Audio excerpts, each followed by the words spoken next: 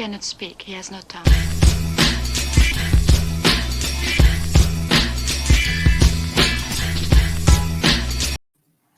Welcome, ladies and gentlemen, to the Omie D Learns, the ODL experience, starring me, Omie D, and more or less, we are here once again on the camera.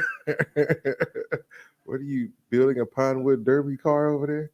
Yeah. I'm probably pouring up something delicious to drink. I would assume. Let me know when we start. We're good. Action. Action. Hold on. Feel free to drink on the show. We're over 21 here.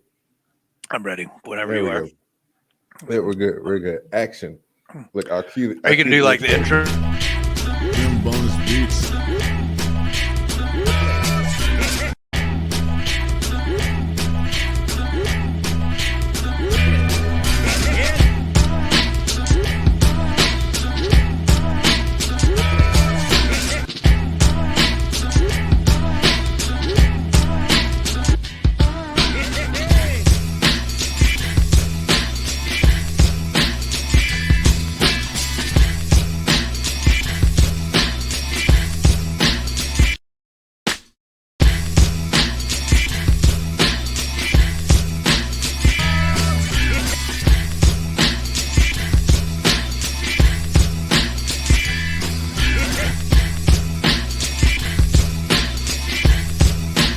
He cannot speak. He has no tongue.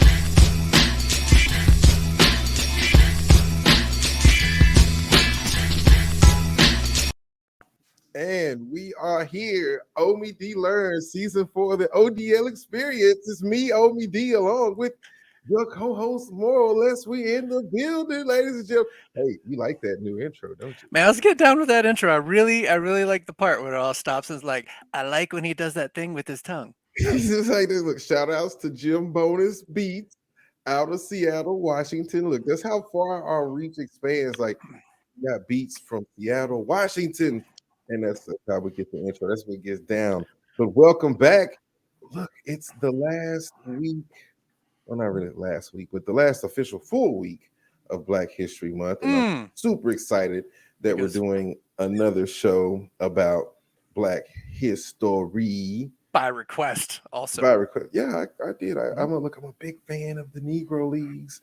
And, you know, I thought this is very important, especially since baseball is considering to baseball. Out.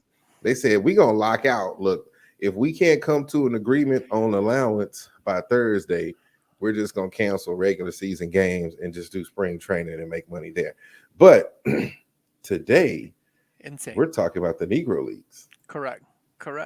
Man, we've got a good story too. Like I've got a fun story that I really think you're going to like, because what's really cool about this show is, you know, like it's Omie D Learn, so it's me coming in to teach you about something, and so the whole premise is kind of set up like I know this stuff.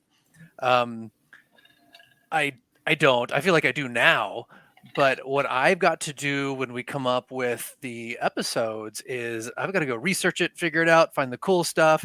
And by default, I get to go read a whole lot more about topics that we talk about, but that go beyond the 20-30 minutes that we talk about. So I get to learn some very cool stuff.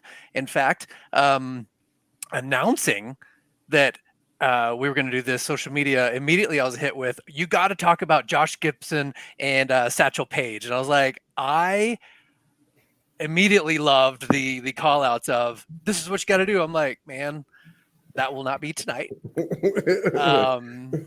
But I love that immediately it was already called out on what the episode needed to be about. And I was just thrilled that I knew those names. Yes. Where a month ago I wouldn't have known those names. So it's really important to know those names.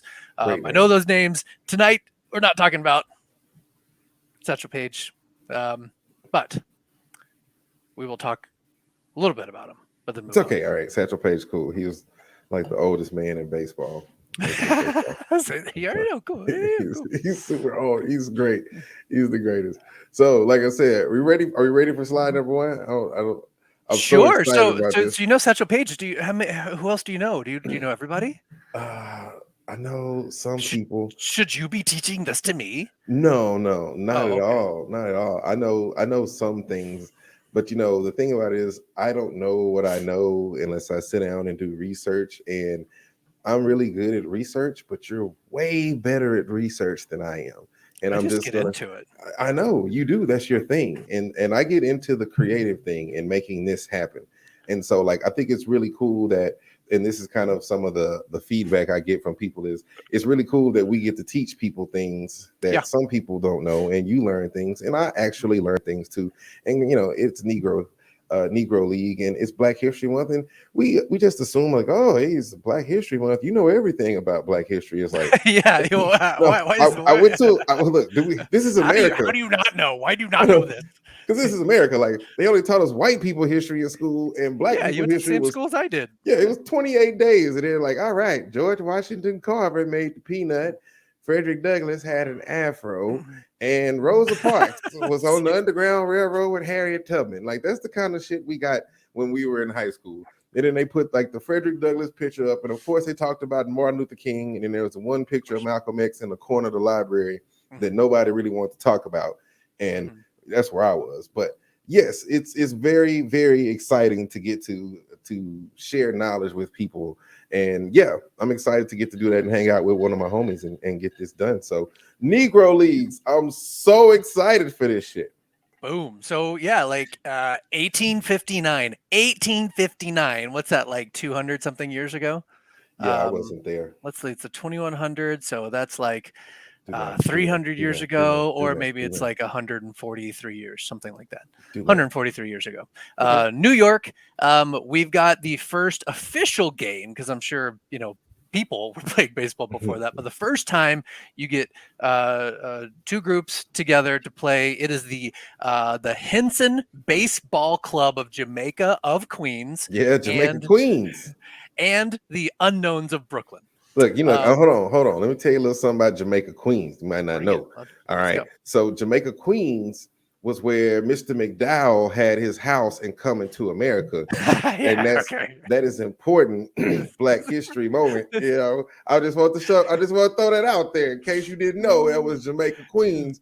Mr. McDowell was getting down in Jamaica Queens. But anyway, so to improve the education system of people coming up through it now, we should just have Coming to America somewhere around 4th or 5th grade. This part, look, they watch Davy Crockett and all kind of random stuff that's not true. Let's watch Coming to America. It's great. Anyway, so Jamaica Queens versus the Unknowns of Brooklyn. I think it's really funny that this is the first official game. Neither one of these teams is known, but one of them is called the Unknowns. Like, okay, like neither one of them are known. Yeah, I like that. That's funky. Like the Unknowns of Brooklyn. Like, who we playing? The Unknowns. It's like, ooh, that's kind of. But mysterious. do you know who it's gonna be? Yeah. Who's on first? Don't know. Who we playing? Unknowns. Oh, you don't know their name? Yeah. Nope. I also really like the roster. I also really like that the word baseball is not together in any of the research. It's all base and ball. Like, this game is so. I'm sure the game's not new, but the calling it, the officializing, making this officializing of the game, that baseball is not a word yet. It's base and ball and club, because they're coming up with everything. Fast forward a little bit beyond 1859, you go to Philadelphia in the late 1860s. And Philadelphia is where you have the highest interest of organizing a Black baseball league with support of 22,000 people who want to see their team join the pros. Okay, so 22,000 people? Yeah. 22,000 people are advocating for go pro, go pro, go pro. That's amazing. With the Pythian Baseball Club. Pythian Baseball Club? Yeah. So James Francis and Francis Wood has the Pythian Baseball Club. Yep. And they work with this guy, Octavius Cotto, who is a promoter, and he goes to the National Associates of Baseball Players, and he applies for membership. He shows the recognition and the support that the league has, or that the team has. And he's talking about the stats and the details, and everything's looking really good. And it looks like, yeah, we want your team to join us. But then they find out one detail. They're black. Yeah, like they're like, oh, this is great. Where's this team been? Like, let's bring this team on. And oh, tell me more about the pitching. Oh, the pitching is great. Tell me more about the batting. And do you have supporters? Yes, they pay this much. We're doing this much. We're paying people. All this great stuff. And wait, what'd you say? Wait, what? Are you? These aren't white boys playing? No. These are Negroes, as they would probably call them back then. Hopefully, at least. Yeah. At least nicely. So they were denied. Surprising, but not surprising. Yeah. They keep playing. Their supporters were so great that the players of the Pythian Baseball Club, I'd love if somebody could tell me how to pronounce that, made sure that these players earned most of their income from playing, which even the white players over in the we're going to deny you league aren't even doing at this time. So they're supported and actually pro in the sense of making a living from playing the game. All in Philadelphia. See, that's nice. See, those are things that they don't teach us in history class. It was just, you're a slave and we burned down Tulsa. So this is awesome. This is very, like, Negroes were the first people to pay major league teams. Not just pay, but give them the majority of their income. So there was definitely pay in the other leagues, but here you could, it was sustainable. So 1885, the Cuban Giants. So it's no longer the unknowns. We've got the Cuban Giants. It's the first time that you see integration between African Americans and Latin Americans onto the team. And obviously that was controversial. Integration into the white leagues was attempted a lot, and it was denied a lot. It's not going to be until 1947, obviously, Jackie Robinson in Brooklyn, when he's able to break that segregation rules and get into the white league, which is the accomplishment that we do know about it. So that means that there's over 50 years of the Negro Leagues. And what's really cool is in those nearly 60 years, they're doing well. They're supporting themselves, and they're as successful, if not more successful, than the other leagues. So that's the fans, the support. And let's see. So it starts off with 8 teams. In 1920, you officially get the National Negro League, the NNL, and it starts in Kansas City, and it's got 8 teams. The Chicago American Giants, the Chicago Giants, the Cuban Stars from New York, the Dayton Marcos from Ohio, the Detroit Stars, the Indianapolis ABCs, the Kansas City Monarchs, and the St. Louis. Guess what their name is? The Giants. Also the Giants. Very popular name back in the day, is the Giants. I wonder if anybody knew this when they're like, we're going to name our team. They're like, we're going with Giants. And then they all show up at a meeting. They're like, who are you? I thought you were the unknowns. Yeah, we're the unknown Giants. Yeah, it's about that. Yeah, we're back. So, yeah, I noticed that too. I was like, there's a lot of Giants out there. 2 stars, 3 Giants, and it's not going to stop there. There will be more Giants. I was afraid this is going to be a focus. So we get to the Great Depression 10 years later, and then a league from the South was started to be included, and they added on the Memphis Red Sox, the Birmingham Black Barons, the Atlanta Black Crackers, and the Jacksonville Red Capes. Capes or caps? Caps. Caps. Okay. You're right. Yep. So it's reading's hard. It's so tiny. Who put it in that little font? That guy's horrible. I was just expecting to say Giants, so I was ready to. I know the Jacksonville Red Giants. 1937, 2 regions are formed. So the league goes from not just the NNL to the Negro American League in the East and the Negro National League in the West. And this is pretty well maintained till about 1950, 3 years after Jackie Robinson signs with the Dodgers, so they sustained after losing him. But by 1950, most of the black players are now signing with the white team. So integration is in full effect, and it's dissolving the Negro League by default, which is, bittersweet. It's what we were going for at the beginning, but now we've had 60 years of success, and now it's integrating. Overall, this is a win. Politically, this is a win, but we do lose the Negro League because of it. But not before 22 other teams are put in. We've got the Bacharach Giants, the Nashville/Baltimore Elite Giants, the Brooklyn Royal Giants. Hold on, the Elite. That sounds like all of these little league teams now. Everything is the Elite Bills, the Elite. Anyway, go ahead. The Brooklyn Royal Giants. Yeah, the Cleveland Buckeyes. I wonder, was this before? I guess I know a Buckeye is very popular in Ohio, but I wonder, was there any like beef between this team and like the Ohio State Buckeyes when this came out? I don't know. That'd be interesting to figure out. Anyway, maybe it's an interesting story. Anybody in Ohio know that? Hit me up. Yeah, I don't know when the College of Ohio State was formed. I can only guess that this was before it. Either way, it's a plant.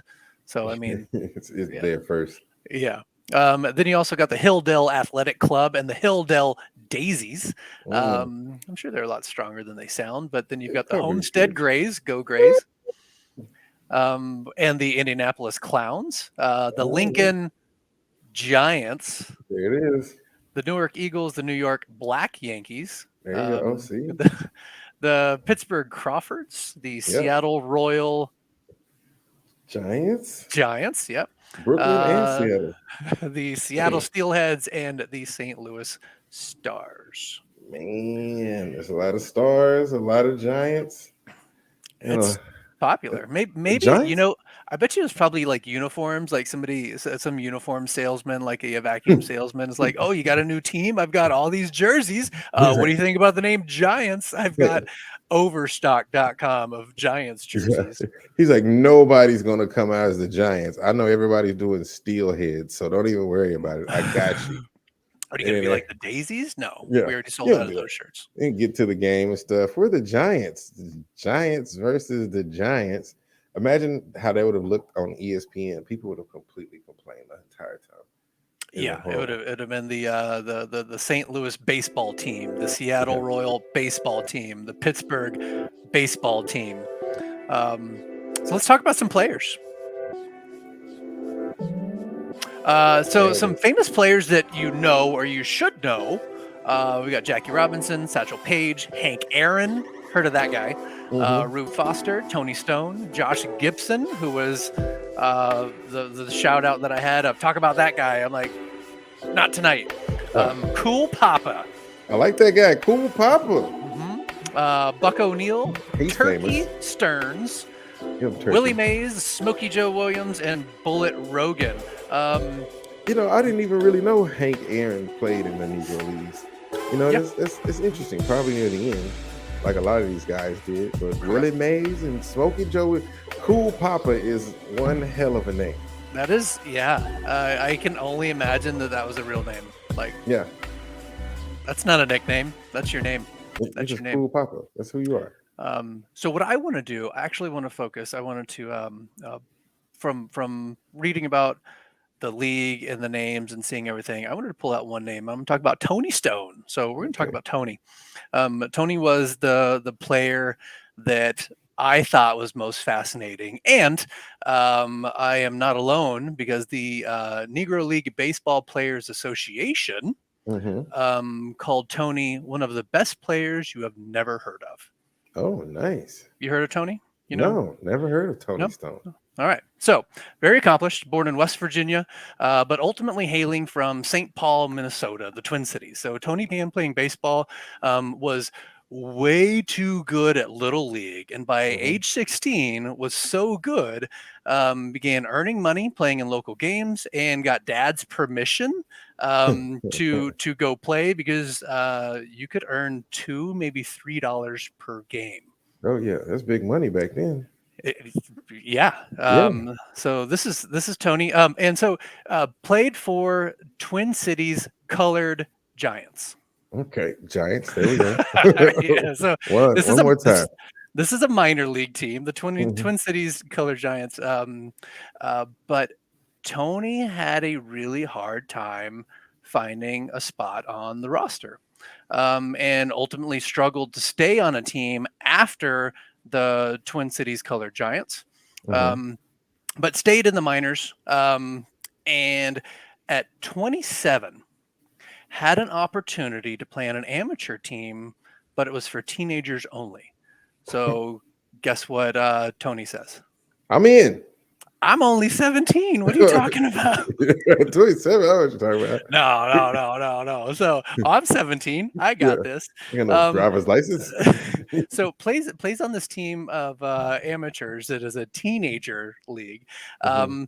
and bounces around more and more in the minors. And finally, in 1946, joined the San Francisco Sea Lions, again amateur, but Mhm. hits a 280 batting average, and Mhm. is finally recognized by the official Negro League and is put into the All-Star team that year.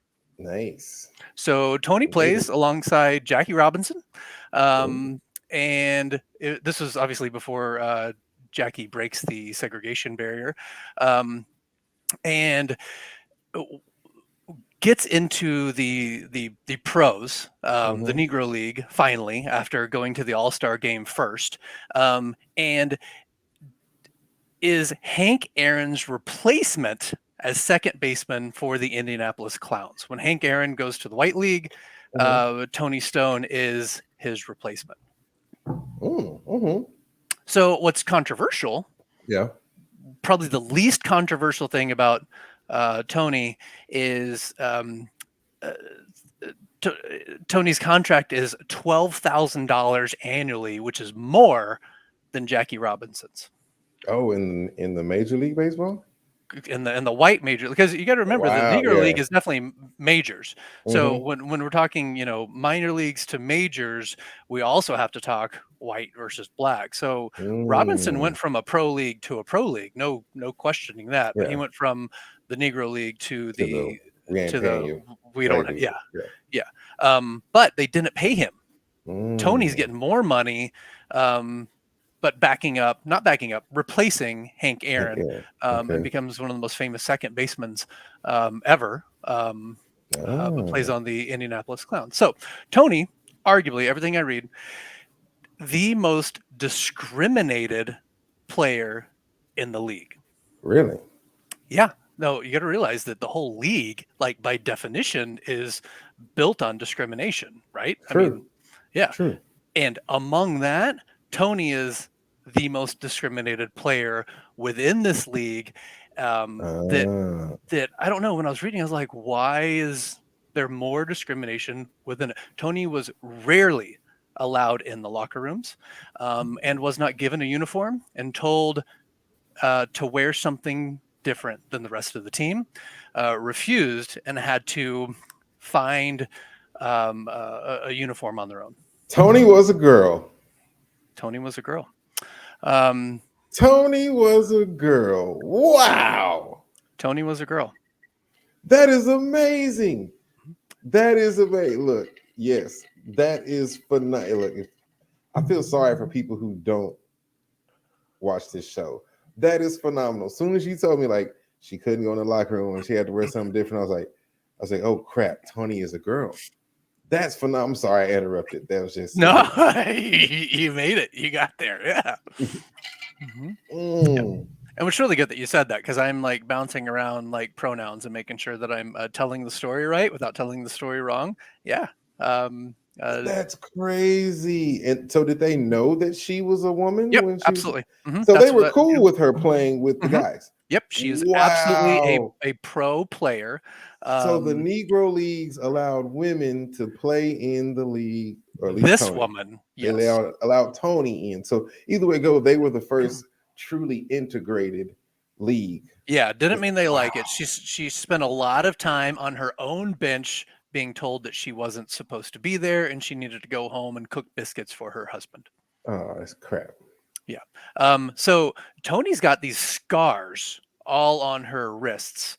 from where other players intentionally spike her during games.